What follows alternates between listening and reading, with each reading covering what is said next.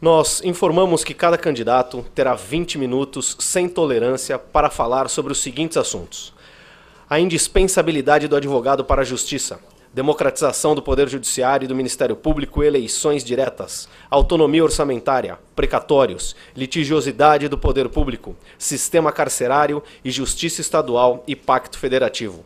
Aos 18 minutos, o candidato será avisado sobre seu tempo. O candidato terá mais 5 minutos para suas considerações finais sobre assuntos de sua livre escolha. Aos 4 minutos, o candidato será novamente avisado sobre seu tempo. Durante toda a explanação dos candidatos, não será permitida manifestações da plateia. Não haverá debates e nem perguntas. Ao final da apresentação, cada candidato concederá uma entrevista ao vivo que será transmitida pelo site das instituições deste evento. Senhoras e senhores, para apresentar o candidato, com a palavra, Dr. Felipe Locke Cavalcante. Bom dia a todos. É com sabida honra que recebemos o Dr. Gilberto Natalini e na presença dessa mesa composta pelo Dr. Marcos da Costa, presidente da OAB São Paulo, nosso anfitrião, e Dr. Jaime de Oliveira, co-organizador juntamente conosco desse evento. Gostaríamos também de ressaltar as presenças da doutora Raquel Elita Alves Preto, diretora secretária do Instituto dos Advogados, nesse ato representando o seu presidente, doutor Aristóbulo de Freitas, representando o presidente da Associação dos Advogados, doutora Viviane Maldonado, assessora da Pamarges, e doutora Herta Oliveira, que participaram da organização juntamente com o doutor Aristóbulo, doutor Marcelo Roveri e Dr. Luiz Flávio Borges Durso e também já mencionado Dr. Aristóbulo de Freitas. Gostaríamos também, mais uma vez, de agradecer a presença do Dr. Renzo Leonardi. Dr. Gilberto Natalini é médico cirurgião geral formado pela Escola Paulista de Medicina, especialista em gastrocirurgia e membro titular do Colégio Brasileiro de Cirurgia Digestiva. Iniciou sua carreira política em 1970, ainda como estudante, e participava de movimentos populares desde 1975. Foi secretário municipal da saúde do município de Diadema, de janeiro de 97 a junho de 2000, e secretário municipal de saúde do município de São Lourenço da Serra, de julho a dezembro de 2000. Gilberto Natalini foi eleito vereador por São Paulo em 2000 e está em seu 4º mandato.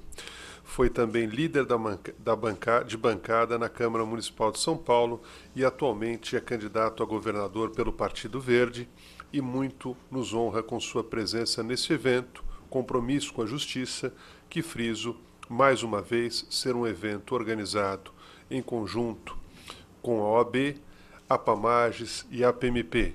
E nosso agradecimento especial ao Dr. Marcos da Costa, que cede esse espaço, e ao Dr. Jaime de Oliveira, ambos cuja sensibilidade permitiram a realização desse evento conjunto e demonstra, sobremaneira, a intenção de todas as entidades do meio jurídico de cooperarem e se unirem para uma justiça mais eficaz, melhor e que atenda à sociedade. Aliás, cumpre frisar que este evento é realizado na semana em que a OAB inaugura este prédio, de modo que nós podemos dar, assim, continuidade a essas comemorações justas pela inauguração de um prédio à altura das tradições da Ordem dos Advogados do Brasil, entidade sempre na vanguarda das lutas democráticas do nosso país. Muito obrigado a todos. Passo a palavra ao mestre de cerimônias. Nós convidamos à tribuna o candidato Gilberto Natalini, 62 anos, natural do Rio de Janeiro, casado, médico e vereador do município de São Paulo. Candidato, o senhor tem 20 minutos a partir de agora para apresentar suas propostas, atendo-se exclusivamente aos temas da pauta.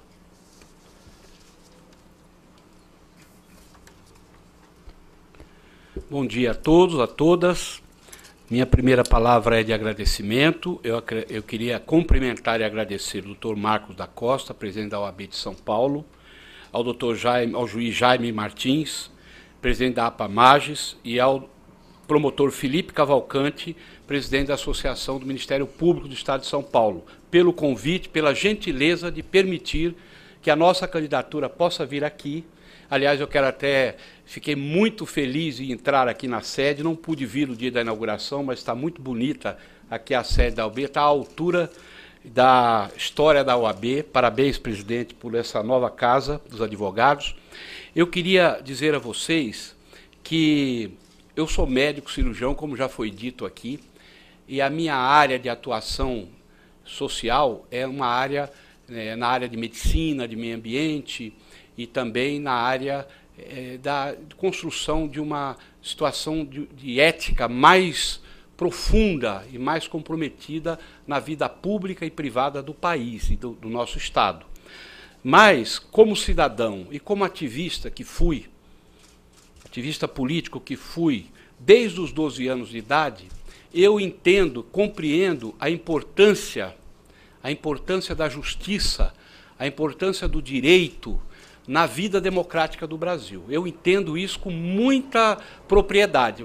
Muitas vezes sem o estofo técnico necessário, não é, porque não dá para a gente dominar todas as áreas do conhecimento, mas eu reconheço a importância do direito, né, na construção de uma sociedade mais justa, mais fraterna, enfim. Isso a gente precisa dizer com todas as letras, né? E num governo nosso, do Partido Verde, se nós chegarmos ao governo e com a minha presença como governador, essa concepção, esse entendimento que eu tenho, esse profundo amor que eu construí na minha vida ao Estado de Direito, será reconhecido com a participação dos setores da justiça, dos profissionais do direito, na integração do nosso governo. A Constituição brasileira, ela nos diz no artigo 2º que os poderes da União têm que ser independentes e harmônicos entre si, legislativo, judiciário e executivo. E no artigo 99, ela assegura a autonomia administrativa e financeira do poder judiciário. Isso está na lei. Isso está na lei. Agora, nós precisamos aproximar o que está na lei da prática. E, obviamente, que o setor do direito, as instituições, sejam elas o Tribunal de Justiça, sejam elas a Promotoria Pública ou mesmo a Defensoria Pública, para cumprir esses requisitos da lei, eles precisam ter os modos, as maneiras, os meios para atuar. E nós temos que reconhecer, e aí eu acho que o próprio governo atual tem que reconhecer, que aquilo que é passado em verbas, em recursos para o funcionamento de toda essa estrutura, na minha opinião, está muito aquém das necessidades reais. Muito aquém das necessidades reais, de funcionamento pleno. Até esse não atendimento dessas necessidades coloca até em risco o próprio funcionamento da democracia, na medida em que você não deixa o poder, os profissionais de direito, o poder judiciário, os promotores, os advogados, atuarem no cumprimento da lei e na prática de fazer justiça. Então, um governo nosso, eu queria já fazer um compromisso, presidente, nós estaremos abertos para discutir, presidentes, né? São 3 presidentes, nós estaremos abertos para discutir democraticamente, sem nenhum tipo de empecilho, as portas estarão abertas para discutir as necessidades, para discutir as premências, para discutir os objetivos, para que a justiça funcione melhor. Eu acho muito difícil nós podemos dizer que o povo paulista está dando as condições para o funcionamento da justiça com o que é repassado em dinheiro para que toda a estrutura funcione, tanto do Tribunal de Justiça como da Promotoria Pública. Né? Num orçamento de quase 200 bilhões de reais, eu tenho aqui na mão os dados, né, que vocês já devem conhecer, provavelmente, em torno de 7 bilhões e 637 mil reais esse ano passado, e esse ano 8 bilhões 427 mil reais foram passados para o Tribunal de Justiça do Estado. E para o Ministério Público Foi passado, o ano passado, R$1.635.000.000 e esse ano R$1.745.000.000. A Lei de Diretrizes Orçamentárias, ela prevê que pode ser repassado até 6% para o Tribunal de Justiça e até 2% para a Promotoria Pública, para o Ministério Público. Não é? E esses repasses que estão aqui atingem um pouquinho mais da metade do que a lei permite ou prevê de máximo. Não é? Isso, com certeza, deve trazer muitas dificuldades para o pleno funcionamento da justiça e, por consequência, para o pleno funcionamento do Estado de Direito e da democracia. Isso eu já estou aqui como candidato, reconhecendo de forma muito clara, né, e tomando um compromisso aqui com os senhores e com todos que estão aqui, aqueles que estão nos assistindo pela transmissão, de que nós buscaremos de todas as formas melhorar essa situação. Nós sabemos das questões orçamentárias, nós sabemos da premência que nós temos em várias áreas importantes no Estado de São Paulo. Por exemplo, a área de saúde, onde o Estado coloca 12% do seu orçamento, não é? E nós temos aí quase que um pré-colapso da atenção, do atendimento à saúde da população. Nós propomos, por exemplo, estamos propondo, num governo nosso, e já temos feito mais ou menos as contas, que se aumente de 12% para 15% as verbas de recursos do Tesouro do Estado para a saúde pública. E a gente gostaria muito de estudar com os senhores que estão aqui conosco e que representam os profissionais de direito na sua totalidade, gostaríamos muito de estudar com os senhores a demanda real que existe no setor. A demanda real, quer dizer, o quanto que poderia ser feito de repasse para que os senhores possam fazer funcionar democraticamente, da forma melhor, uma gestão melhor, para que o povo tenha justiça às suas mãos, mais rápida, mais eficiente, mais juízes, mais promotores, enfim, o que é necessário e quanto é necessário. Nós gostaríamos de receber essa demanda do ponto de vista formal, para que a gente possa discutir. Mas, a princípio, eu já tenho a minha opinião de que o que é repassado é pouco. É preciso ampliar esse dinheiro, é preciso ampliar esses recursos. E mais do que isso, o Poder Executivo, que na verdade é quem repassa, ele não pode brincar com o dinheiro da Justiça.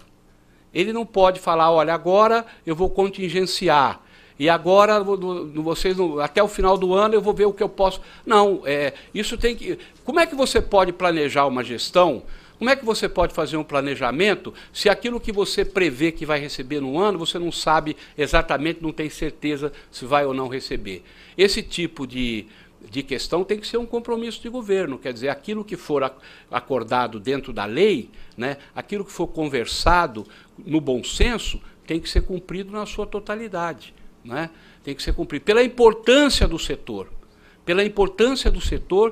dentro da construção do processo democrático. Eu quero repetir aqui, não é, que sem justiça funcionando a pleno vapor, a todo pulmão, não está completa a democracia. Isso é uma convicção minha, por experiência de vida minha, né? Até como vítima de injustiças no processo político brasileiro. Fui preso político, fui processado pelo governo militar, fui torturado durante a ditadura. Eu sei a alegria que eu sentia quando chegava o advogado. Eu sei o que eu sentia, tá certo? Eu sei a importância de um advogado ou a importância de um juiz isento, com condições de trabalho, ou de um promotor com liberdade para fazer o seu processo. Eu sei a importância disso para que a democracia flua direito. Eu tenho compromisso com isso, presidentes.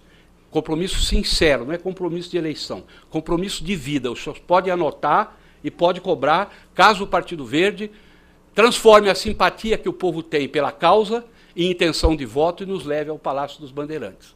Esse processo vai depender da consciência e da decisão do povo e nós vamos respeitar. Mas, lá chegando, nós faremos dessa maneira. Eu acho que nós precisamos... O governo precisa fazer uma conta de chegar melhor para melhorar o repasse que é feito ao setor tanto da Justiça, como a Promotoria, como a Defensoria Pública. Por exemplo, eu sei que a lei prevê que até R$20 mil numa causa, você pode ir lá e fazer por sua conta. Não precisa do advogado por lei.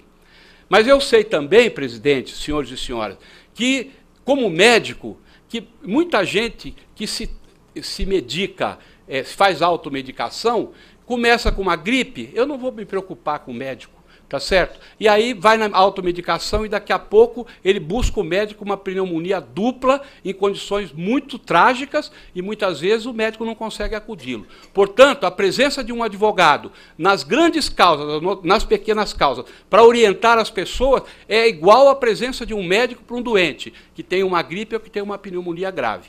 Isso também é uma concepção que eu tenho. Eu não dou um passo na minha vida, seja grande causa ou pequena causa, sem ouvir o advogado que eu tenho confiança.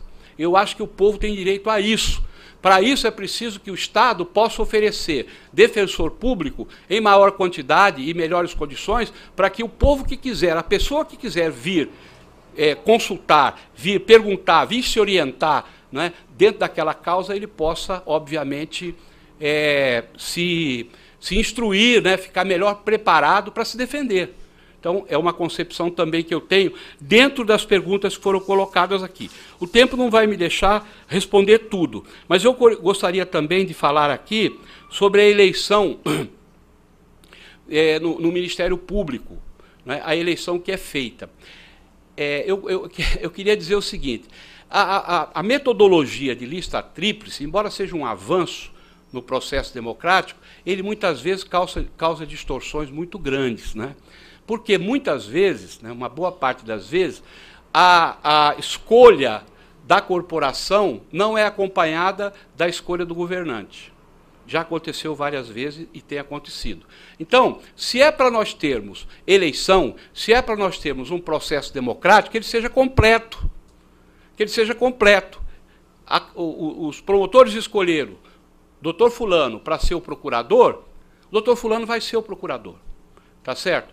Senão, pode acontecer um processo seguinte, uma interrupção no fluxo democrático normal. Por quê? Porque pode ser escolhido um que teve lá uma votação muito menor e que não seja aquela pessoa que a corporação se considere representada. Então, eu defendo também que possa ser, não só no caso da promotoria pública, mas também no caso das universidades. Respeite-se a votação e se coloque aquele que foi escolhido com maioria dos votos. E o governo, o Poder Executivo, que conviva com as diferenças, conviva com as divergências que possa haver no processo, né?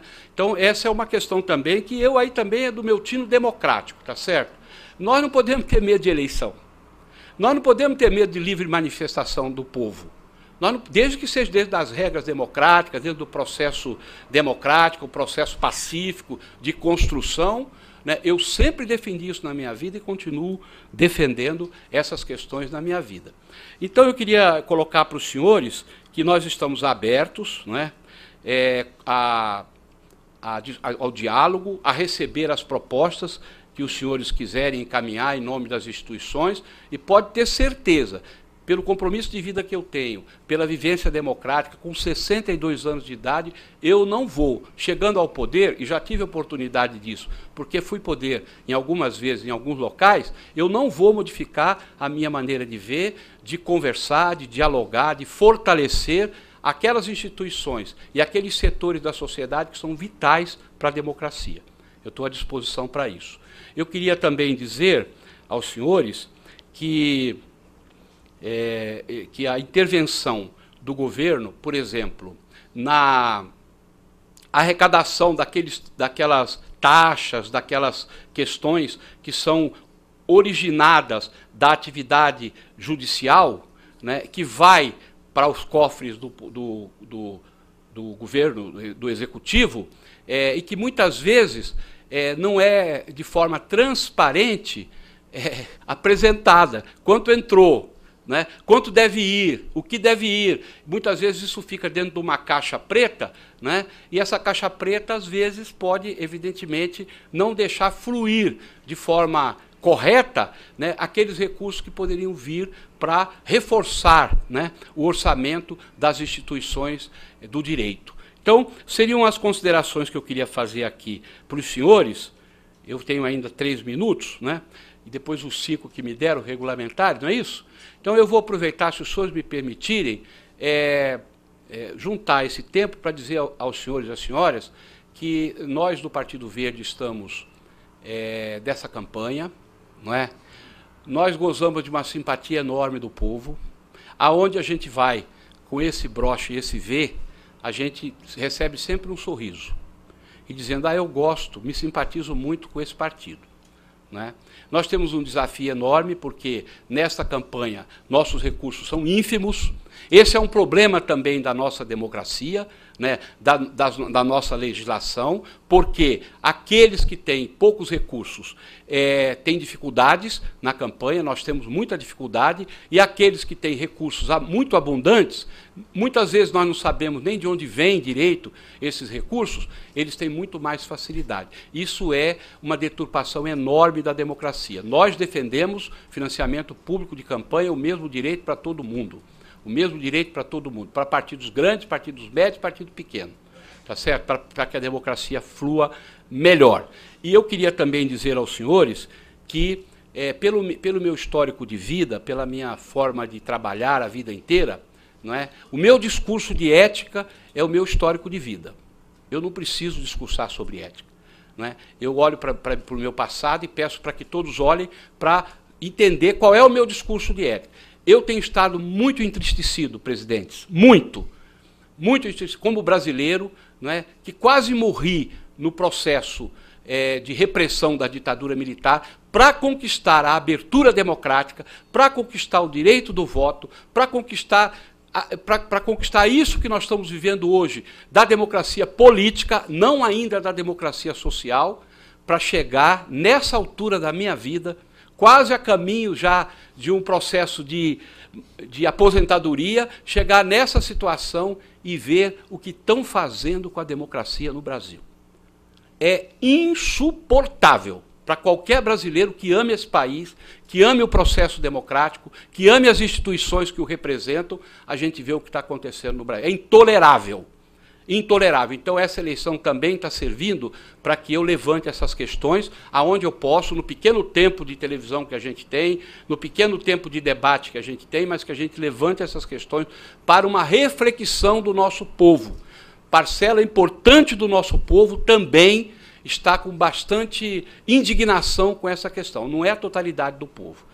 Né? Ainda o nosso povo vota em pessoas que não merecem o voto popular. Ainda acontece isso e bastante.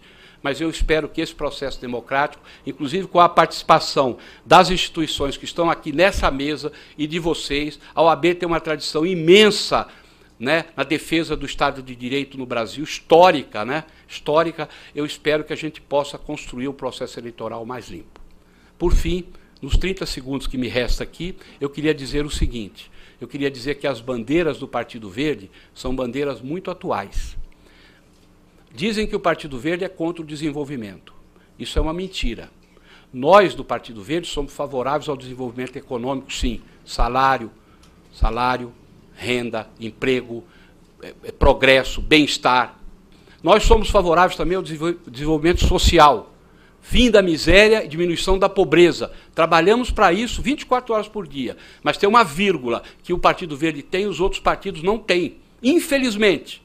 Com respeito ao meio ambiente, com respeito à natureza, com respeito à vida humana e à vida de outros seres vivos que convivem conosco nesse planeta. A situação da crise ambiental no mundo e em São Paulo está aí a crise hídrica, que veio para ficar, não pensa que vai passar, não. Veio para ficar. O modelo de chuvas mudou. Nós vamos ter dificuldades de preencher os nossos reservatórios. Essa crise toda é um sinal vermelho que a natureza está dando para nós. Ou nós mudamos os paradigmas da política, do desenvolvimento, do comportamento, do consumo, ou não vai ter espaço para a espécie humana aqui, ou pelo menos grande parte dela que já está sofrendo. Vejam a África, vejam os imigrantes do clima, vejam a situação que nós estamos tendo no planeta inteiro. É a mensagem do Partido Verde, a gente quer implementar estas políticas caso nós cheguemos ao governo do Estado. Muito obrigado a vocês pela paciência, estamos à disposição.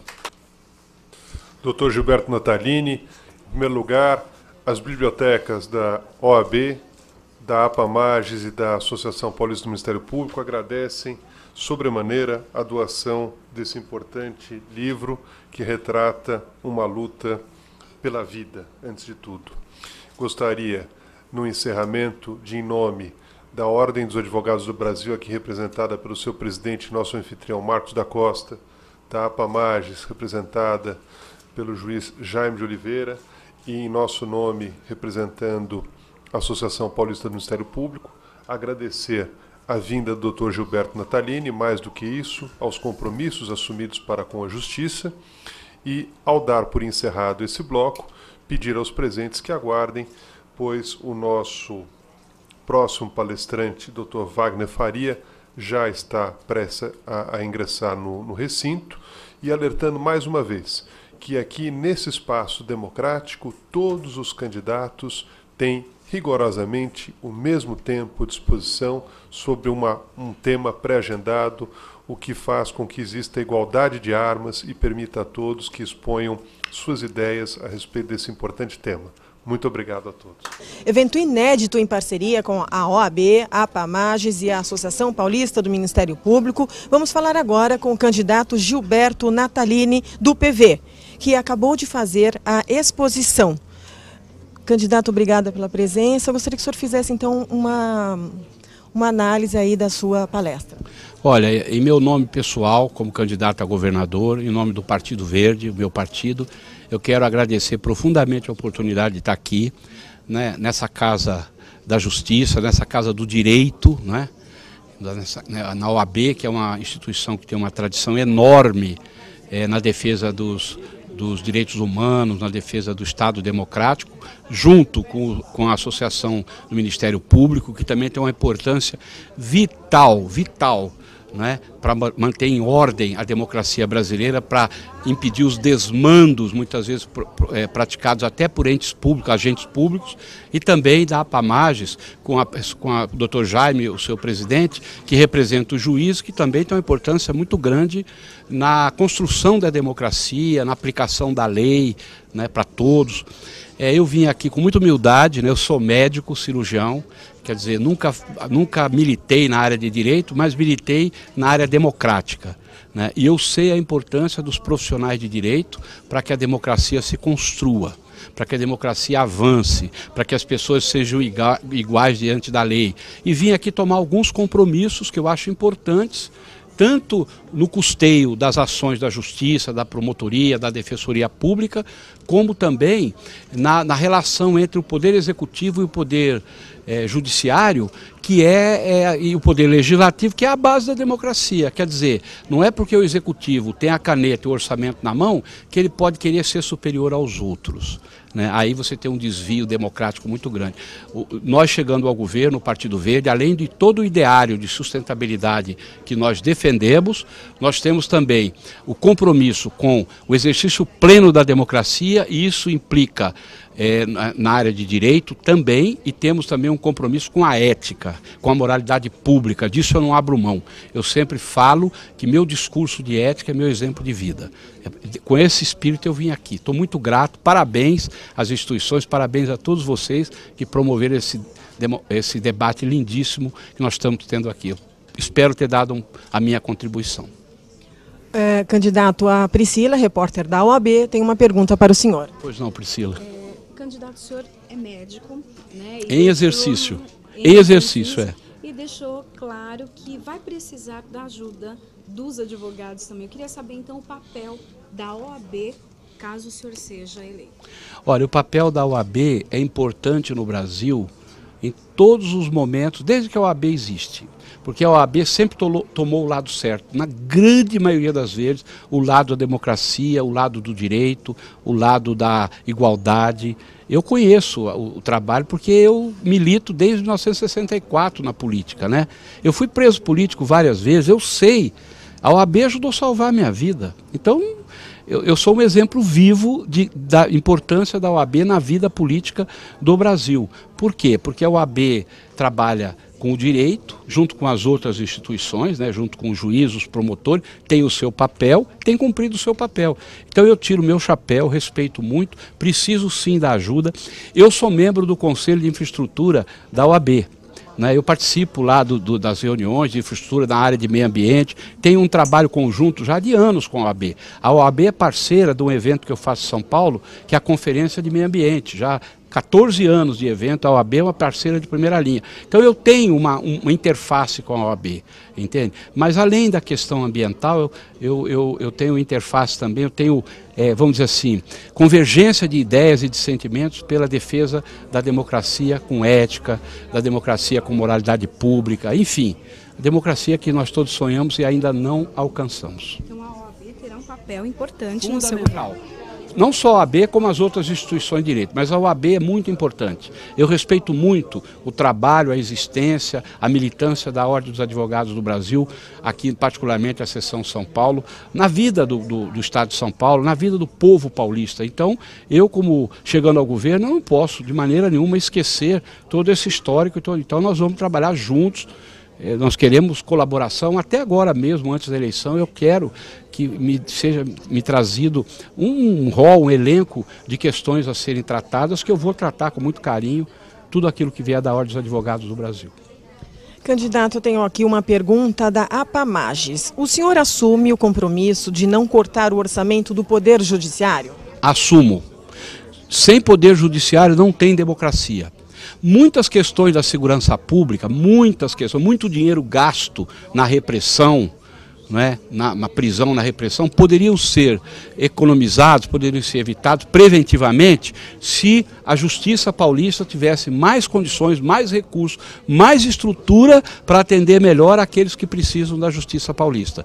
A falta de recursos, qualquer contingenciamento que seja feito pelo governo no orçamento da justiça prejudica diretamente o cidadão. Não o cidadão que está preso ou que está sendo processado, prejudica a sociedade como um todo, porque para a democracia fluir é preciso ter justiça. Para a justiça funcionar plenamente, ela precisa ter recursos.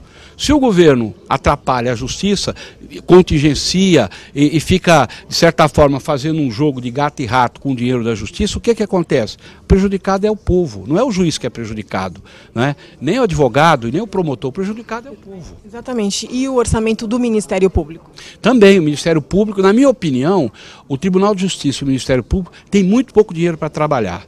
Quer dizer, um tem 3,5% do orçamento global do Estado e o outro tem menos de 2%, 1,5%, quer dizer, para a importância do setor, para a importância do direito na vida das pessoas, da democracia, eu acho que o Estado de São Paulo trata muito mal os seus agentes de justiça, os seus agentes do direito, porque é muito pouco dinheiro da área pública para sustentar essas estruturas.